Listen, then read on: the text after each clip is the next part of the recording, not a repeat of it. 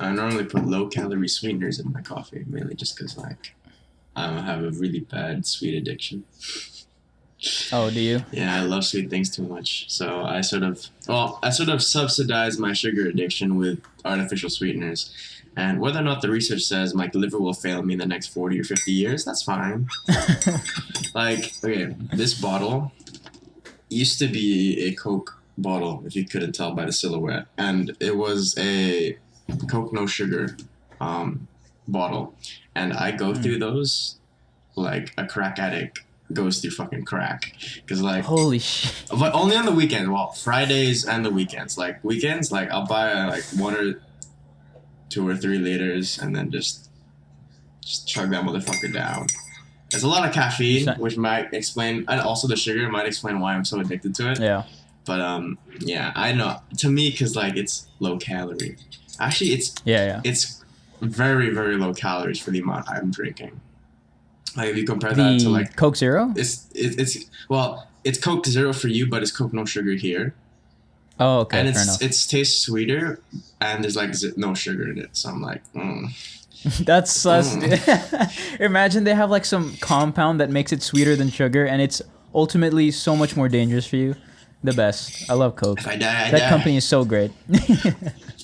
Coke as a company is just so wonderful. I love those guys. Well, even here in Australia, there's a lot of like soft drink that tends to be. There's the non-sugar versions, which I'm like there's no sugar Mountain Dew, which probably just has more caffeine to get you even more hooked onto it. There's like no sugar Pepsi, and then there's different types of no sugar Pepsi, like no sugar vanilla, no sugar mango, and I'm like, yeah. That sounds like Juul pod flavors. It's yo, I went from juuling to fucking just drinking Pepsi. That's the cycle of how I went for it, bro. Transition, ignorance is bliss.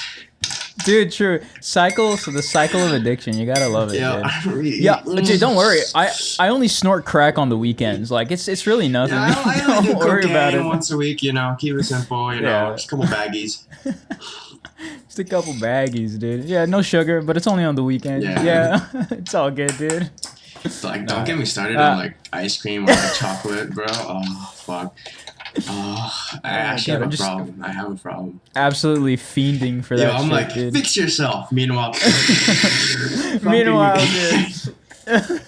Oh, speaking of chocolate ice cream, dude. My friend, I think he just has just as bad of a sugar addiction as you do. Well, this was back in 2nd grade is the thing. I remember it was during lunch, and the chef was chef. he was passing around chocolate ice cream to the people who bought lunch at the cafeteria. If you did not buy lunch at the cafeteria, you're not getting ice cream. And so, so my friend, he packed his lunch and everything, he was eating. And as soon as he saw the chocolate ice cream being passed around, he was like, oh, his eyes lit up. He was like, oh my God, dude, fucking chocolate ice cream. Let's go. He did not get it, and he was so bummed out. He fucking bawled his eyes out. He did not want to be there. He was crying, and the teacher was like, "What's wrong? Why are you crying?" And like he was like, "I didn't get my chocolate ice cream, man." The teacher was like, "Oh my God, fine, here, fucking have mine, dude." Yo, I feel that, bro. I feel that. Yeah, but anyway, that's besides the point. Have you watched Seaspiracy? You finished, or you're halfway through? So I'm halfway through it, but I get like the whole idea that it's trying to put across, right? It's investigating a lot of the sustainability and a lot of the big branding, like that say products are sustainable, and I think it's really interesting, right? I have my own critiques about the documentary in itself and the guy, because I feel like he's asked a lot of loaded questions in which that it makes it hard for someone to like answer on the spot. True. I agree. 100%. I wouldn't call this fair journalism, I think he had an idea in mind and he really wanted to prove it. But it still brought up a lot of light to certain things, which I think they needed to have the light shown on them. But yeah, it's a lot of ignorance on a lot of people's parts, I would say. You know, a lot of the organizations, a lot of mm, people in general just tend to have a certain sense of ignorance towards like the whole fishing industry, which is something that should be considered. But then there's also like ignorance on like his behalf as well, you know, on like the whatever is Ali, right? Ali, yes, Yeah. something like that. Ali A. Ali, yeah. He's doing all the interviews. What's up, guys? Can you imagine? He enters the office and all you hear is just this booming ding, ding, ding, ding, ding. What's up, guys? So, Yeah, could you answer would be a, like, sustainability for boom, me? like just that's so fucking big in your face. But yeah, but what were your thoughts on it? I definitely agree with your standpoint on like his loaded questions. Even the woman from that one company that he interviewed. Mm-hmm. I don't know if you reached that part yet. Is it the one with elimination, like where he's asking like, oh, should we eliminate or reduce? Oh no, not that one. It was because that's the one with the two women, right? Yeah. One of them was blonde, and yeah, I'm talking about the other one. It was in an office. I forget which company it was for. Was it asking for the definition of sustainability? He did. He asked the definition of sustainability for multiple interviews. But I forget which company this one is. Did you reach the part where he talked to the ambassador for Brussels? Yeah, okay, so that was the commissioner for like fishing, right? Before that was the Oceania, yes, something like that. Yeah. Okay, that one. Yeah, she made a great point that was like all the questions that he was asking were very loaded, and like you said, not enough time to fucking answer. Because like these questions that he asks, if you say something wrong about it on the spot, then it's so like it's easy to misconstrue that with their actual ideals, which if you give them enough time, obviously they'll be able to explain. And maybe there is something to be said about like I guess having your ideals right then and there when someone asks you a loaded question. But even then, it is a loaded question, and I feel like he should have given enough time. Like you said, he had a point and he really wanted to prove it, which to a fault, I guess you could say. But it was definitely, despite all those loaded questions and whatnot, I did think that there were some very valid statements that could be made from the documentary of Seaspiracy, in particular, ignorance, whether or not ignorance is bliss, because clearly ignorance is not bliss. It's weird though, because when you think about it on an individual scale, for ignorance that is, I guess it could be bliss. But even then, later on down the line, because you've ignored this problem so many times, it'll eventually catch up to you, right? Like let's say you have an issue in your body, and you're like, it'll go away. Don't worry about it. It'll pass, dude. It's fucking fine. And the next thing you know, it's too true. Yeah, exactly. And the next thing you know, your fucking kidneys failing you, and you're like, oh shit, what happened? Oh yeah, that's right. That pain I felt all those years ago. Fucking, that's why. But I guess that documentary really brought that into perspective of whether or not ignorance is really bliss. And it was just really interesting because the documentary had tackled the fishing industry on many levels, on whether it affected the ocean life, it affected even human lives in terms of I don't think you've gotten there yet, but he eventually talks about slavery in the fishing industry and how that really affects people there. And it was just really interesting. And like I said, I think that documentary really brings up a good statement of whether or not ignorance is really bliss. And I thought, those were my thoughts on the documentary. So I happen to agree with you for a lot of the points you brought up there. It's just a shame that a lot of commercial fishing tends to have a lot of the casualties, I'd say, or a lot of the mistakes that come along with it, whether it's like harming a lot of marine life that tends to not be what was meant to be caught. And in addition, especially troughing along the ocean floor, which significantly damages the ocean environment. That's something big. That's something important. And then there's also the notion of dolphin safe as well, which sort of begs the question of what do these agencies or what do these organizations, who are they funded by, and what kind of conflicts of interests does that bring up? And then whether or not can you really trust these organizations as well, because there's obviously like what the funders want, what the companies want, what the organization wants, and then who's gonna have to like bow to who in order to get their way, right?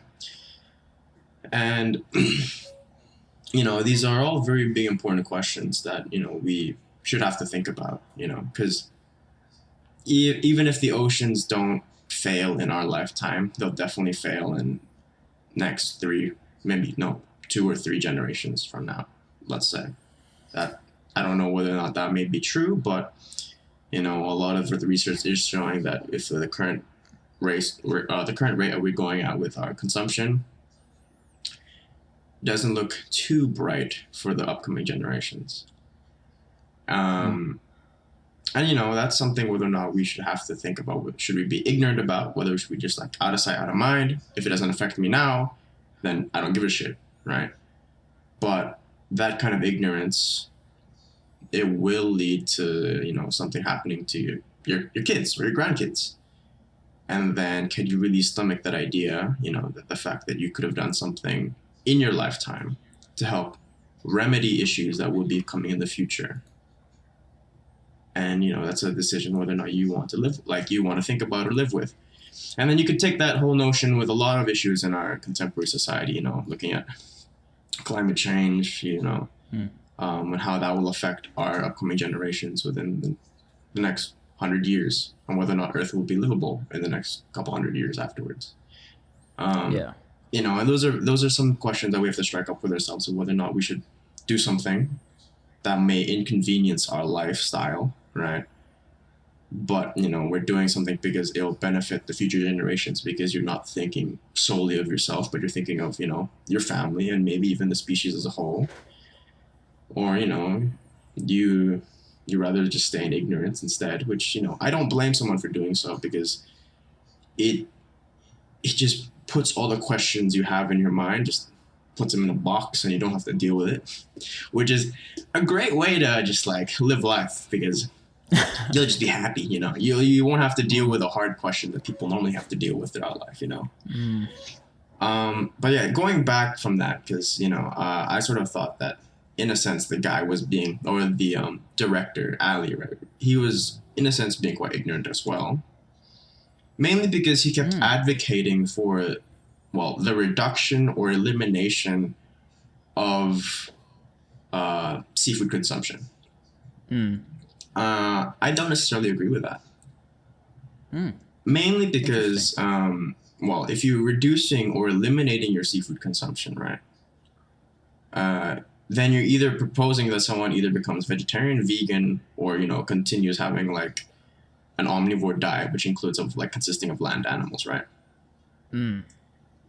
And being vegan is not feasible if you're in like countries like such as the Philippines. If you're in the countries in the Philippines, right? Like if you're in like a poor village in Cambodia that strives on fishing. True. All of a sudden some guy's like, yeah, you gotta be vegan now. Like, and you're like, huh? Can you imagine, dude? Like, imagine it's like that. the Crusades, but he's trying to push for everyone to be vegan. Yeah, and it's like on the same level as like stopping commercial fishing, right? Now, yeah, you could argue that commercial fishing and subsistence fishing aren't on the same levels, but maybe some areas that do commercial fishing on a more local scale heavily rely on the industry because it brings revenue into their village, right? Or into their part of the world. And you say, no fishing for you. Then just like, fuck off, white man, like piss off, bro.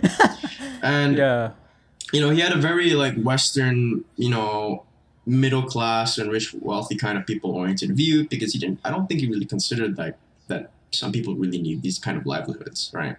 Yeah. And then he sort of dogs on sustainable fishing and tries to, break it down. And, yes, there will always be certain exceptions towards, sustainability or some form of like sustainability, I would say, like even like free range, right? Like what characterizes free range animals, right? Yeah. Like putting them in a bigger fucking pen, or like putting them in a bigger cage, or like what characteristics, like what governs free range, right? Because some say that this chicken has to have this amount of space, versus some organization saying this chicken has to have a larger amount of space, right? And it's all variable. And like the whole sustainability thing, like it fucking sucks that there's a lot of variance in sustainability, and like there's a lot of fisheries that have different procedures, and they may harm different aspects of the environment. But it's still about making the steps forward in order to like become sort of sustainable. Like I would think that seafood consumption is one thing, right? And we can't necessarily just eliminate that. So we should try our hardest, or try try more to basically incorporate a more sustainable approach towards it, and sort of uniform and or standardize that. I don't know how though, because that's not necessarily my field. But Yeah. like there's a lot of like aquatic fisheries and things like that are done on a more local scale in like Thailand, Laos, when the like a river floods in, or even like in lakes or in like coastal areas where they have like little aquaculture fisheries where they just grow they grow like pods of fish, and then they sell that, right? And it's farmed fish, but I think that's still in a form of sustainability as well. And there's a variety of species of fish that tend to be farmed, like tilapia in the Philippines, I know, is farmed. True. And in some parts of Mexico, it's also farmed. And then they just flash freeze it and sell it overseas. Now, you can make an argument about like the carbon footprint of like selling fish from Mexico all the way in the Philippines, or selling fish from Mexico into like Australia or the United States. But it's still I think it's still a form of improvement, mainly because it's not obviously a very aggressive form of fishing compared to like commercial fishing, right? Yeah.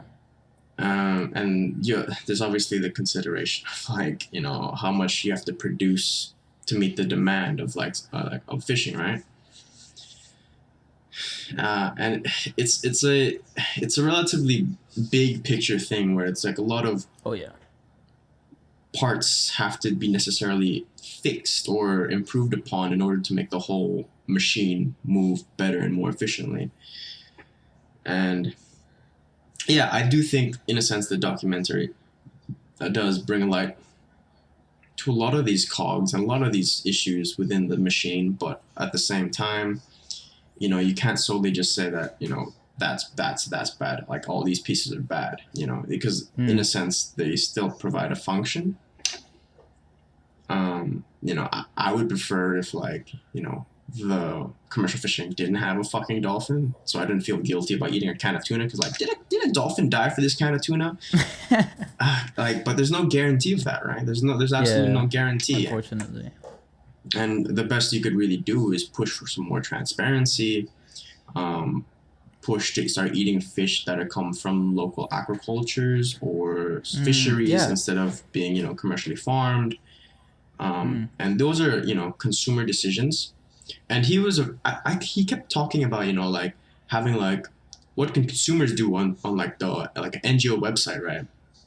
And then he was like, why don't you just say they should eliminate or like reduce or eliminate their fish consumption? And then going on that notion, right, if you look at it practically, if you reduce your fish consumption, right, like it says you're going either vegan or vegetarian, which is not feasible for like a large amount of the world. Vegetarianism is feasible, just not veganism. I think veganism is quite hard to do, especially in like a lot of parts of the world. That is fair. But I do think that if you are promoting that, then in a sense it may push people to resort to, if he's looking at the general audience of which he's trying to apply this to, which is like the middle class Western countries, then he's also pushing for more commercial land use, basically like a lot more commercial, like farming, which is and a lot of and that's a whole other thing as well, because like if you're going to increase the consumption of cows, pigs, and chickens, then that's a whole other thing in itself.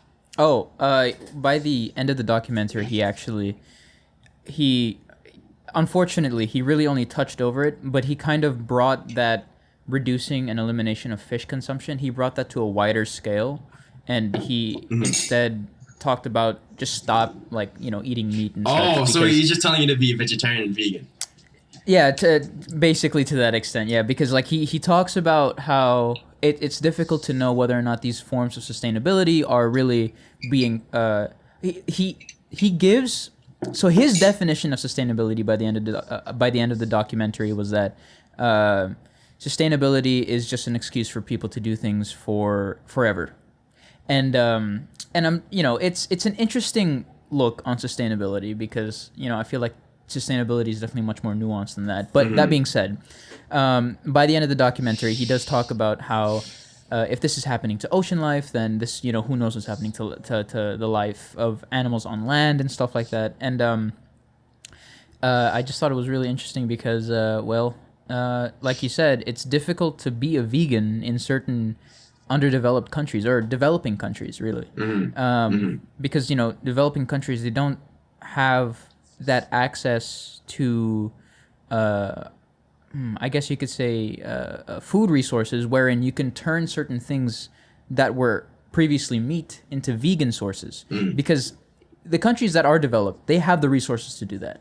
They 100% have the resources, and so they do it. But even then, in developed countries, it's still expensive to chase after, right? To chase after a vegan lifestyle.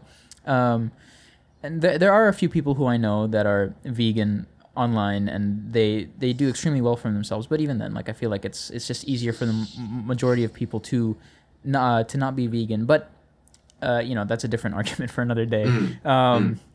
But and like you said previously, fishing is the livelihood of people in these underdeveloped countries and these developing countries. And it's funny because in the documentary, he actually showcases people in, I forget which country he goes to. I think it's an African country. He goes Liberia? to an African, he goes to an African country, and he showcases people. So he boards a ship of pirates, and basically, the pirates could get like detained for a bit. But then this like the small boat of two African men, they come into frame, and they do the signal of like they want to eat, they need to eat, and he talks about it for a very little while, and then he goes over to the next point about fishing industry and how it's like destroying this country or whatever. But it's like that's a very clear case of people who depend on fishing in order to survive, which I think the only way, or personally speaking, I think one of the only ways to achieve sustainable fishing is if we do it on a local level rather than a global and commercial level. Because once we start caring about what people want from the other parts of the world, then we overfish from our seas, and that in turn kind of messes up the ocean life. Like from Japan, for example, they catch so many bluefin tuna or yellowfin tuna. They catch so many yellowfin tuna. It's crazy because they have buyers from America, from the Americas, from Europe, and from other parts of Asia as well. Because they have buyers from there, they have to get more fish in order to please those buyers, and in order to keep their the economy up, because that's one of their main exports, right? Fish, because Japan is for the most part surrounded by sea. But yeah, anyway, there is that, and I don't know. It's really just a whole thing. It's like you said, it's the big picture, and it's such a large picture, and there's just so many cogs and gears to turn around and stuff. But yeah. I don't agree with the guy's definition of sustainability. Okay, so to not be ignorant, right? I think in today's contemporary society, sustainability is used as a marketing term, right? That's what I think. Because sustainability is in fashion now. That's why it's like, oh, we're doing everything we can to be sustainable. And then people are like, oh, wow, this company is being sustainable, so like I should buy from them now. And I think it's such a shit thing, mainly because I don't think sustainability shouldn't be trendy, right? It should be something ongoing and current, and should be something long lasting. It shouldn't be something trendy. It shouldn't be used something to just like make people feel less guilty about buying something. And as much as I dislike that, I still try my hardest to be sustainable in whatever ways I could, right? Um, and that involves not buying fast fashion anymore. I try to get like secondhand clothing, because I think that's more sustainable. And if I'm done with clothing, I also try to donate it, mainly because, like, you know, it sort of gives life to clothes. So there's not the need to constantly purchase clothing. Um, in addition to, like, you know, uh, I think that sustainability, although it's like a trendy buzzword, it's still something that is relatively tangible, and it's not. I don't agree with his definition, mainly because, like, there are efforts now to make things more sustainable, not looking at, like, you know, like in like a business sense, but if you look at like on a local scale level, aquatic fisheries, like, you know, a lot of the fish the fishlings, I don't know what they're called, like baby fish, a lot of the times they get like a lot of times they don't have to be bought, they just come locally from the river, and then they just breed those fish and then feed those fish and then use those fish as well to like eat and then sell to improve their local community. And in that sense, that's still sustainable. And I do think that can be done on a larger scale. It's just that, you know, there obviously has to be like the good intentions done. And you've also brought up a good point about looking more locally, so that you provide for your local area rather than having to like export things, which is, you know, something I believe is something people should also try. That approach is just to buy local as much as they possibly can, mainly because that sort of promotes businesses internally, in addition to reducing, and it's also promoting sustainability, because, you know, it's giving more well, it's a lot very nuanced, but the base idea is like you're providing more funding or like capital to businesses within a country, rather than having to like focus on another country having to export its goods to supply your needs, right? Yeah. And then there's always going to be the incentive to export because it just makes you money. Like the cans of tuna I buy here, they're fished in Thailand but packed in like some other country and then shipped back to Australia. Damn. That's a whole thing. That's a whole And traveling thing. it yeah. And, you know, as much as that makes me feel guilty, it's the cheapest thing. And that's the one thing as well that people have to consider, you know, is like sustainability in a sense is expensive. True. Um, and, you know, in order for us to be more sustainable, we'd have to, you know, shell out a lot more money, which sort of, you know, scares away certain people, especially people that are more vulnerable from purchasing more sustainable products, mainly because it's so expensive. But I think the way we could remedy that is towards moving a lot more things to be sustainable in order to reduce the price as well, um, and encourage sustainability. But, you know, it's a whole line of things, right? But, you know, I think like the whole part of it is not just being so pessimistic about it. Like, as much as I love being pessimistic, that's just my whole personality. Um, it's just it's just trying to understand that although these problems are really bad, and a lot of the cogs within these systems and within our society are really bad, they should still be improved upon. And you can be a total shill and just like lick society and just like, oh, I'm fine with the status quo, or you can just like, you know, stop being a window licker slash boot licker and try doing things for yourself, right? Because like that's the whole notion of ignorance in a sense, is that you're just Yeah. being a shill, right? Or not necessarily a shill. You're just being a boot licker, and you're just taking it and not trying to do something different. Mainly because like you've accepted how things are, and that's not necessarily the case.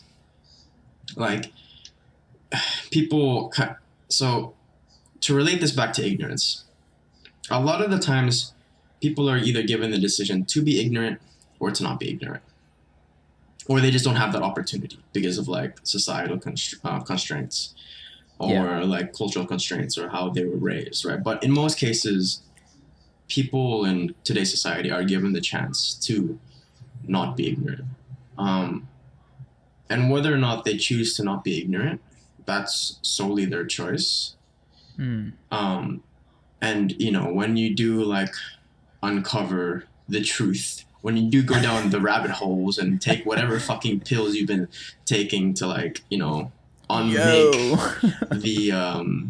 the indoctrination ever since childhood, you sort Yeah. of realize that like a lot of shit in this society is very fucked up. It's very Yeah. fucked up. And like the documentary does expose is that, you know, a lot of the things that we thought were like, you know, commercial fishing, I like buying cheap seafood, is really fucked up for the environment. And he does pose a lot of questions, is like, you know, fishing lines being a major source of pollution in the ocean, and like also like the fact that fishing could be affecting, you know, the ocean lifestyle. And then these kind of questions that people are like reluctant to answer because of like their funding by, you know, fishing companies. That's like something that's really fucked up. And then whether or not you want to think about it, it's like, should you really start thinking about, you know, advocating for more sustainable fishings within your community or within your government to, or you're for advocating for your government to start doing things like this, or you know, you just like put it out of your head and just sort of realize like, you know, it's not in my control, can't do shit, bro, like whatever happens like it's either those kind of approaches, right? And Yeah. and like, you know, it's a whole line of things when it comes to being ignorant or not being ignorant, and there's a multitude of like problems that you can choose to like be aware about or just be ignorant. And Yeah. you know, it's taxing, it's really taxing to be completely aware of everything, or trying to be aware of everything, or trying to like dig deeper into like finding things that people don't really want to like talk about or want to keep hush hush, because like, you know, it's better for everyone's sake if they didn't ask questions, right? Yeah. And yeah, I do think it genuinely alters your experience, right? And you know, not to like continue going on and on and on and on. It's just because like I don't want to be a fucking bootlicker anymore. But I'm like in this, like, I'm not to dog on anyone. I'm still a fucking bootlicker. Yeah. You know. Go ahead. Mainly just because like, you know, I'm ignorant on a lot of matters. I'm not wise. And some matters that I'm not ignorant about, I choose to be ignorant because, you know, it's easier to cope with it that way, you know? Yeah. Yeah. And Yeah. I think that's the same reason for a lot of people to not be really aware or try to dig deep into certain things. It's just because like ignorance is bliss. And I think that's where the fucking saying came from, because it's just so much easier to live with things if you just don't know or just put it out of your head. Yeah, that's so true. And just some parting words for the fucking Seaspiracy, because we're gonna move on from that now. It's a good documentary. I think it definitely sheds some light on some stuff, especially, you know, on the definition of sustainability and how that differs from person to person, from company to company, organization to organization. Sustainability does have its many definitions, and like you said, it seems to be very very trendy, which it shouldn't be, and it should be long lasting.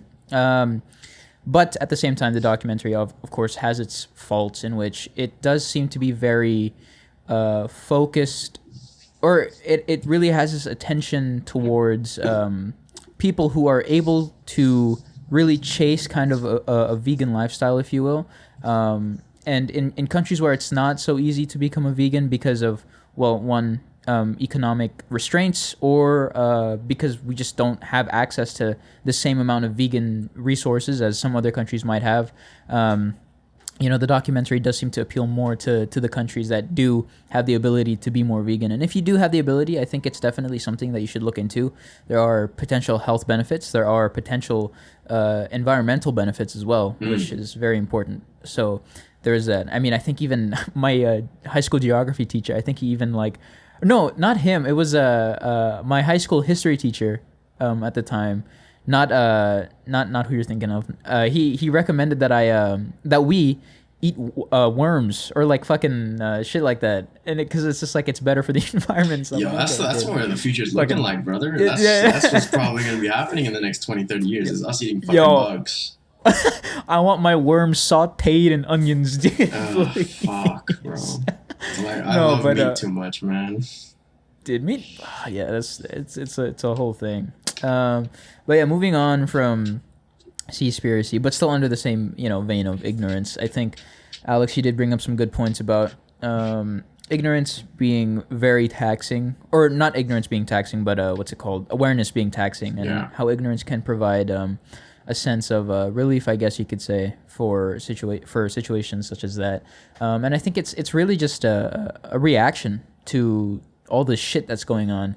And like you said, the majority of the people do have access to be aware. Of course, there are some things that people choose not to be aware in, but there are also people who don't have the access to be aware. You know, that's people who are extremely poor, who live in extreme poverty. And, you know, some would say that it is the people who are well off enough. It is their job or their duty to help bring up the society and help bring up these people who are extremely poor and help bring them up. It's difficult to say that's, you know, their job, to say that's our job, to say that's our duty, because, like, you know, I think it's so much more nuanced than that, obviously. Definitely is. It definitely is, right? Because it's so, on a systematic level, there's a reason why these people are so poor.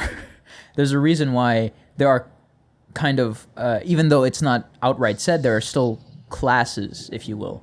You know, you still have people who are in extreme poverty, people who are in just above that, you know, still in poverty, and you have people in the middle class, people who are extremely rich, and, you know, so on and so forth.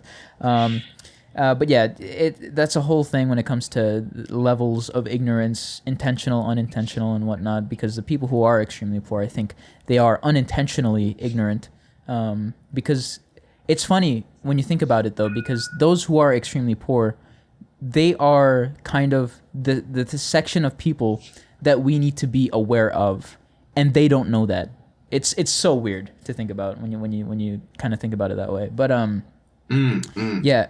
yeah, right. So it's just it's a whole thing, and ignorance kind of it obviously I don't know if I don't know if plague is the right word, but it definitely is in a lot of areas. Another video that I watched recently, not a documentary, it's a YouTube video, kind of like a small documentary, but it is what it is.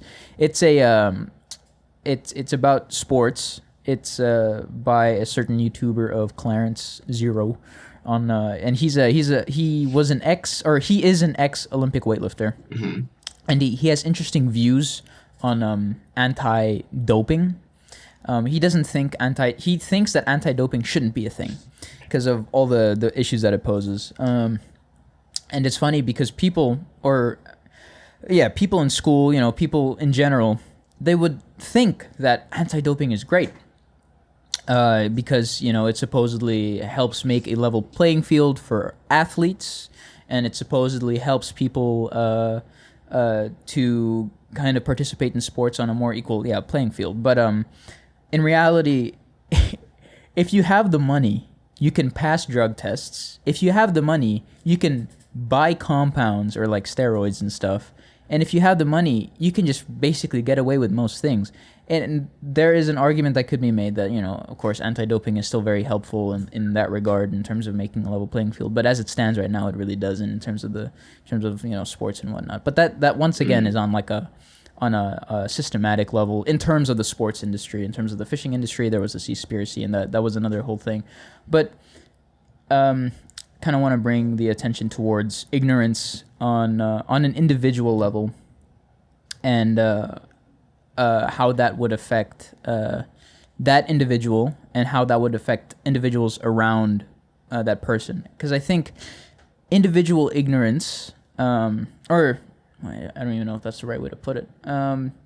When you yourself ignore something because you're too when you're too either lazy to be aware about it, or if you're too lazy to or not even lazy, if you're just too scared to learn about, you know, the truth or whatever. I think do you think, because obviously people are ignorant for a reason. Definitely. Whether that reason is bad or good remains to be seen. Kind of like, you know, Schrodinger's cat. The cat is neither dead or alive until you open the box. That reason is neither good or bad until it comes to light, until people, you know, are aware of it. But why, Alex? Why do you think that ignorant people, or why do you think people choose to be ignorant on certain subjects? Like you said before, it's for reasons that may be personal to them in the sense that it's easier for them to cope with, like you said. But what if they don't need coping? And what if being ignorant doesn't help them at all? Why would they still choose to be ignorant? I mean, if you even, you can choose to answer that if you want to. And it's a bit of a loaded question. I'm putting you on the spot here. Question. Seaspiracy, where you at, dude? Hire me real quick. Okay. So what I sort of believe ignorance sort of stems from, especially if you are middle class or, relatively well off. So okay, I think through like the initial stages of your life, you're definitely indoctrinated. Cultural, religious, societal beliefs, they're all implanted into you. All right. And then once you start, using the internet, and then whatever choices of media you want to look at, whatever politics, that definitely indoctrinates you even further. Right. So you have to understand everyone will be ignorant to an idea no matter what, right? Even the most woke person will definitely be ignorant on certain issues, and the most conservative person will be ignorant on issues. Like no matter what, everyone is going to be ignorant to something. And that's not necessarily a bad thing. It's just, there's the ability to access information, and whether or not you want to have beliefs that were imprinted onto you by society, by teachers, by parents, by peers, get challenged. So yeah, that's one thing. And to me, right, in today's society, I think that a lot of the divisions we have, on a political side, come from ignorance. And if you look at like, American politics, left wing versus right wing, you can see a lot of the ignorance on both sides, right? And yeah, there may be a better propaganda model for the right wing, like you see with like Fox News and a lot of those media outlets that tend to like reinforce these kind of ideas quite well, so that people would just like believe in it further and further and further without having it necessarily challenged. But then you even see that on like the left side of politics as well, and that's just a whole big issue, because that is like because no matter what way you lower, no matter what way you look at it, everyone will be ignorant. That's my assumption. Actually, no, that's my belief. I believe that people will be ignorant no matter what. And that's mainly just because challenging the way you normally think of things, challenging the way you view society is difficult. It's very difficult. True. Yeah, that's fair. Because what you're having is, you have like a whole picture, and then someone comes in out of nowhere and then starts knocking down on your picture of society and sort of shows you something behind that photo. Yeah. And whether or not the validity of that photo is one thing, there has to be there has to be some common truths between both sides, right? And some believe in truth, some believe in lies, and then those lies and truth sort of mix in between to form like this understanding, in which they're trying to push that understanding on to that picture for that person. And obviously people don't really like change. They don't really like things that sort of break how they view life, because then it's breaking a structure for their being, and it's probably like something that's integrated into their personality. So once you start attacking that, you're attacking everything they know and love. Yeah. And then they get like hostile towards it and refuse to like acknowledge it. And that is something that's like a human reaction, is like resistance to certain changes, because we're so used to things. Yeah. And like I don't necessarily blame them, because if you're having your whole life and your whole structure being like unearthed around you, it's definitely something shocking to endure. Because absolutely go. Sorry. A common example of that your beliefs and livelihood being challenged is fucking Karens in the United States, when they get asked, "Hey, can you put on a mask?" They're like, "No." If I think about another life, if you if you make me think about putting on a mask to care for others, I will. Dude, that's it. I'm done. I'm gonna die. Okay, this isn't it. I think that's so stupid. Yeah. It's insane. But you even have that on like the left side of politics as well, which is just a whole other fucking. It's so annoying. Both sides are so annoying, really. So annoying. I feel like the points you made actually raise a great question of, since our awareness and ignorance and understanding of the world, since they are based off of individual experiences and things that have been imprinted on us as children, and even a little bit, even slightly as we grow up, right? Mm-hmm. If that's the case, if it's all individualized, then to what extent? Oh wow, fucking TOK, hello. to what extent should we be aware, and to what extent should we be ignorant? Because I feel like there needs to be a healthy mix of both in our lives, because clearly, like you said, or even not just like you said, but even as per my experience and as per the experience of others, if you're, I guess, too woke, I feel like that would be very taxing on your thinking of the world, on your outlook on the world, and on your life. Because at that point, if you're too aware of many things, I feel like there is a tendency to disregard your life, because there are so many other things at stake that your life would seem very insignificant. Although that really shouldn't. Well, I guess it's debatable whether or not that should be the case. But we all have our own individual lives, and we are a part of this kind of network of people who send things to each other, goods, services, globalization, if you will. We are part of this network, but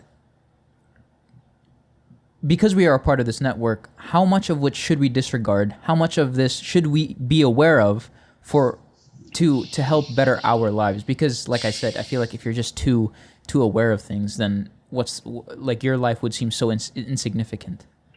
I don't know if you want to answer that. Another loaded question, boys. Let's go. We're on a fucking roll.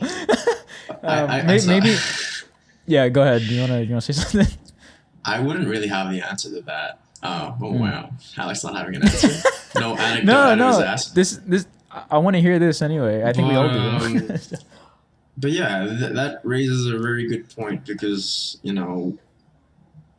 I think to live a good life, right, you'd have to be aware of some things. But then you also have to be aware that there are some things that you cannot necessarily change, right?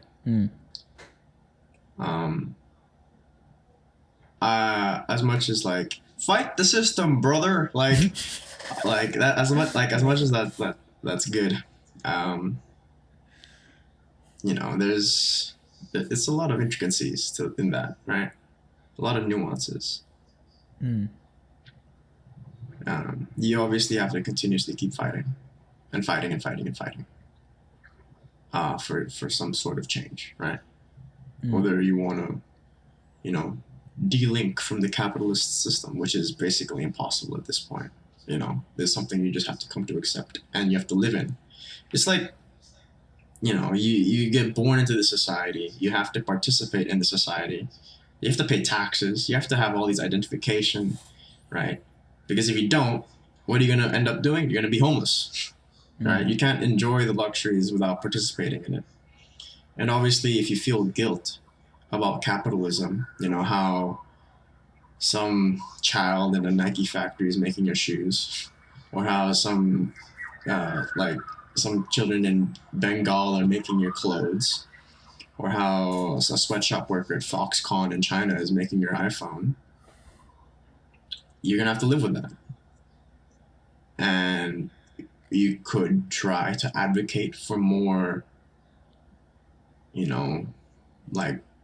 better workplace regulations for those areas, to hold the company responsible. But at the end of the day, it's a large swaths of people be ignorant to this. Even though they know what's going on, they will be ignorant to this. And, that collective ignorance in general sort of prevents these kinds of movements towards better regulatory environments, I'd say. And that's just me being, it's a very large generalization, there's the economics behind this, and there's also like the other aspects behind it as well, right? And I'm not saying like, oh, all the ignorant people are bad people. Like, no, I'm definitely not saying that, because I do think that in a sense there's so much you can do within your life, your immediate environment, and then the world around you. And I think a lot of cases, since we are very egoistic animals, we tend to focus on us or you as a person, then your immediate environment, whether that's friends and families, and then the greater world around you. Because you're more like, if you're gonna say that you value your best friend less than a child in a Bengalese sweatshop, I think you're fucking lying, right? Because your best friend, you have a connection with your best friend, but you have no connection to the child in Bengal, right? So then, being ignorant about that, about the sweatshop, is less taxing than, being ignorant with your best friend's divorce. Because obviously it has an immediate impact on you, so then you're more likely to be aware of it and try to help that situation. And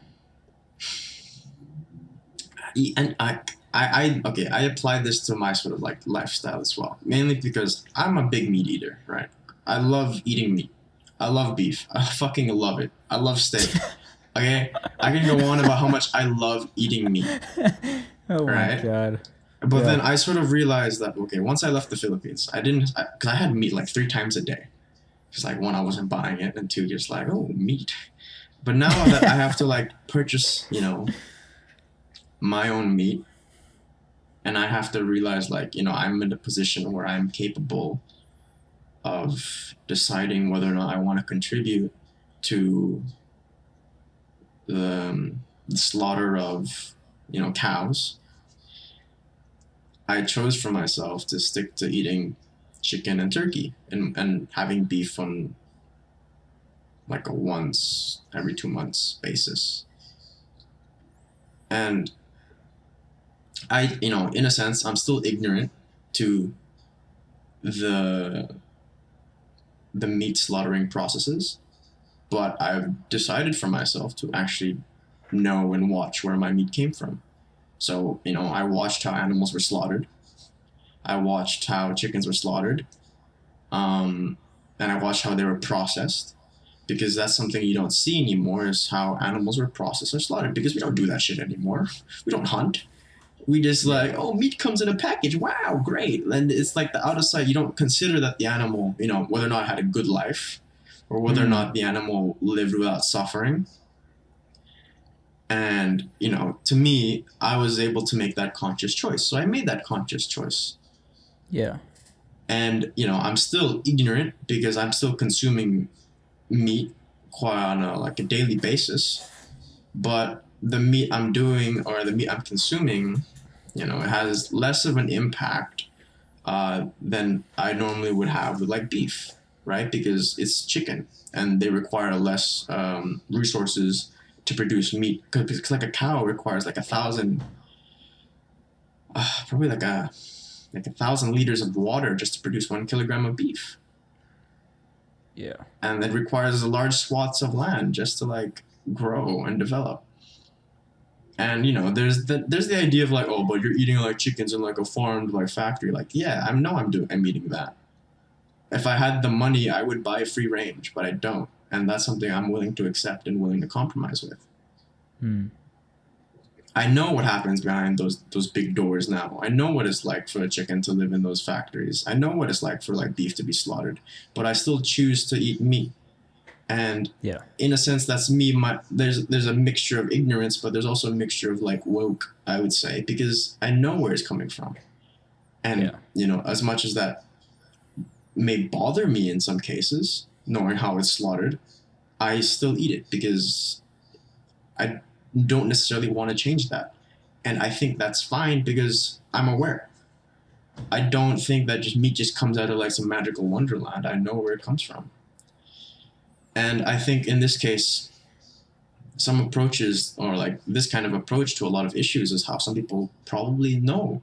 Like people probably do know a lot of reasons why poverty exists. Well, there's a multitude of reasons why, but you know, and the definition of poverty always changes. But that's one a whole other fucking story. But yeah, like you know, people you know are aware that poor people exist, right?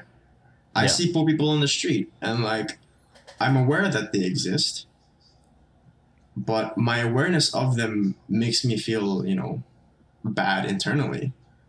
So to remedy that, sometimes, you know, I just have to like focus on something else. And I understand when people like do that because it brings them sort of like internal conflict. And to be constantly in conflict is something stressful. Always. It's unproductive too. Definitely. Because if you start stressing about every single poor person within your neighborhood, then you start imagining, oh, what about all the other people in absolute poverty around the world? And then how you don't see what their life is like, but then they're still there.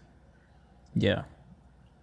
And then you start wondering like, oh, so what could I do to that, right? And you start helping like maybe the poor people within your area.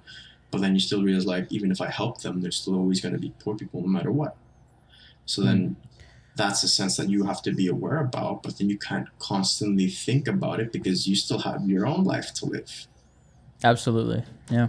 And, you know, whether or not you could justify, because, like, there's various approaches on how to, like, approach these kind of issues is, like, should you just care about solely about your community?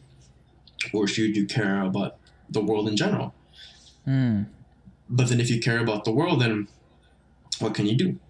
Yeah, and just the final parting words for this last stretch of the podcast.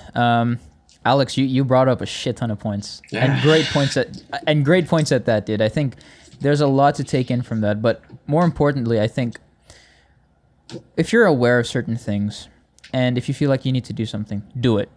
If you have the resources, if you have the abilities to do it, I think you should do it. But does that mean that you should bring down those who can't do it because they're maybe less aware than you? Maybe because they're more ignorant than you. They have their own reasons for being ignorant. Whether or not they're good or bad, you'll never know because they're not going to open up to you, is the thing. Definitely not. If you're going to try to break their beliefs, definitely not. Exactly. So if you have the abilities to make a change, whether on an individual scale, if you feel like that's your thing, or maybe a communal scale, if that's your thing, or even on a global scale, if that's your thing, then do it. But you should also understand that there are people that they either can't be as aware as you, or they don't choose to because they have their own problems to deal with. Whether or not this will lead to global destruction a few generations down the line, well, we'll fucking see. And you know, as the research shows, maybe it will come. But at the end of the day, it's difficult to try and change the world with an individual's view because that's so contradictory in and of itself. You can't change the views of other individuals from one person because at the end of the day, you're one person in comparison to other people who may or may not have more experience than you in seeing parts of the world and experiencing certain different things.